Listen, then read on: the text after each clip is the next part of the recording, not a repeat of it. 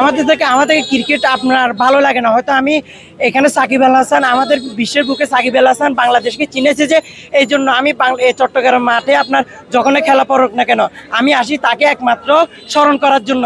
কারণ আমাদের বাংলাদেশের মানুষের স্বার্থপর, যেখানে 2 টাকা বেশি সেখানে বিক্রি হয়ে যায়। এই জন্য আমরা নিঃস্বার্থে নিজের পকেটের টাকা খরচ করে হলে সাকিব আল হাসানকে আজীবন আপনার স্মরণ করে যাব এবং কি ভালোবেসে যাব।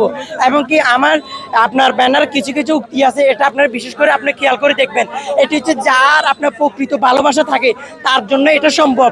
কিন্তু আপনারা অনেকে চাইবেন 50 টাকা খরচ করে আপনার এসব কিছু করতে পারে না, কিন্তু আমাদের থেকে 1 টাকা এটা লাখ টাকা সমান। কারণ সাকিব আল হাসান এমন একজন মানুষ, সে বিশ্বের দরবারে আপনার সাকিব আল হাসানকে আপনার রিপ্রেজেন্ট করছে। এই জন্য সাকিব আল হাসানকে স্মরণ করে আসা। না হলে যখন এখানে যদি আপনার কোটি টাকা দিল আমাদের খেলার প্রতি এরকম আগ্রহ নাই, একমাত্র সাকিবকে আমার স্মরণ করার জন্য। এমনকি পুরো পৃথিবীতে যদি কোনো সাকিবের আছে 1 কোটি ফ্যান থাকে তার মধ্যে একজন আমি, যদি 1 লাখ থাকে তার মধ্যে একজন আমি, যদি একজনও না থাকে তারপরে সেটা থাকবো যে আমি মরণ পর্যন্ত তাকে আমি ভালোবেসে যাব। এমনকি সাকিব আল হাসানকে কীভাবে এমনভাবে মন দিয়েছি, তাকে নিজের আপনার একবারে মনে করেন যে সাকিব আল হাসান কখনো না ভুলার জন্য। এখন একটি কন্যা সন্তানের বাবা হয়েছে, ইনশাল্লাহ আপনার পরবর্তীতে যদি কোনো ছেলে সন্তানের বাবা হয় তার নাম রাখবো যে সাকিব আল হাসান। সাকিব আল হাসানকে পুরো পৃথিবী ভুলে গেলেও আমি আসিফ ইসলাম কখনো ভুলবো না। এতটুকু আমি সবার মাঝে চট্টগ্রামের মাঝখানে আজকে এতগুলো দর্শকের সামনে আপনাদেরকে সাক্ষী রাখি বলে যাচ্ছি। প্রিয় সাকিব ভাই, আপনি অতি শীঘ্রই আমাদের মাঝে ফিরে আসে আমাদেরকে আপনি খুশি করে সুন্দরভাবে ক্রিকেটটা খেলে অবসরে যান। এবং কি আপনাকে যারা হিংসা করতেছে আপনার প্রতি আমার মাঝে মধ্যে খুব রাগ হয়। আপনি পোল্ট্রি নিতে জানেন না, বাংলাদেশে চলতে হলে বর্তমান পোল্ট্রি লাগে।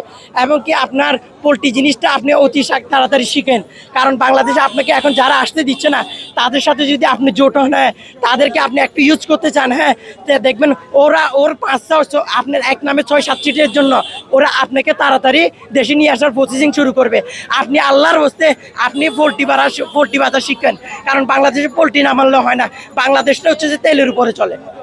আপনি বললেন আপনার বাসা চট্টগ্রামে, আপনাদের ছেলে বিসিবির সভাপতি একসময় তামিম ভাই সাকিবের ভালো একটা সম্পর্ক ছিল, এখন হয়তো আছে, তার কাছে কোনো অনুরোধ আছে আপনার? আমার অনুরোধ থাকবে আপনার আমাদের সর্বকালের সেরা ক্রিকেটার প্রাণপ্রিয় সাকিব আল হাসানকে আমাদের মাঝে ফিরিয়ে দেন। আমাদের কাছে ফিরিয়ে না দিলে আমরা মনে করবো আপনার এমনিতে আমরা আগে থেকে আপনার একটা ব্যাড রেকর্ড শুনে আসছি, আপনার ইগো বেশি। আপনি যার সাথে ইগো দেখান সে কখনো আপনার সাথে টিকে উঠতে পারে না। এটা তো আমাদের সাকিব আল হাসান।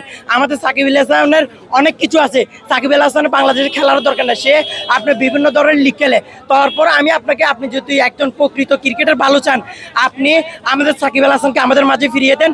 এবং আপনি যদি ক্রিকেটে ভালো চান, আপনি ক্রিকেটের যেভাবে সিস্টেমগুলো চেঞ্জ করতেছেন, আপনাকে আমি কোটি টাকা দিলে আপনার বক্তা আমি হব না, কিন্তু ক্রিকেটের স্বার্থের জন্য যদি আপনার বক্তা হওয়া লাগে আমি হব।